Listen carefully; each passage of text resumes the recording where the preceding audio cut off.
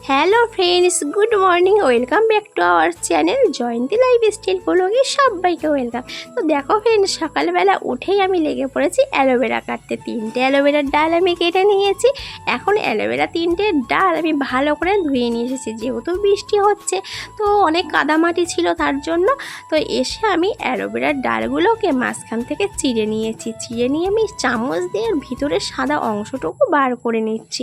এখন ওর ভিতরে কিছু সবুজ অংশ পড়ে গেছিলো, সেই সবুজ অংশটাকে আমি বাছাই করে নিলাম। নেওয়ার পরে যেহেতু আমার হাতে অ্যালোভেরা লেগেছে তো আমার ভীষণ হাত চুলকাচ্ছে, যেহেতু আমার অ্যালোভেরাতে অ্যালার্জি আছে।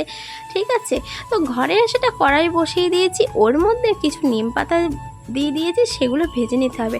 আর যেটা বলবো ফ্রেন্ড সেটা হচ্ছে, তো আমরা দেখো বাজার থেকে কিন্তু অনেক রকম দামি দামি প্রোডাক্টের তেল আমরা হেয়ারের জন্য ইউজ করি, কিন্তু তাতে কি সমস্ত সমস্যা কি সমাধান হয়? আমাদের চুল ওঠা কি বন্ধ হয় না, তাই না? তো আমরা কিন্তু ঘরোয়াভাবে একটু বাড়িতে ট্রাই করতে পারি, তাই না?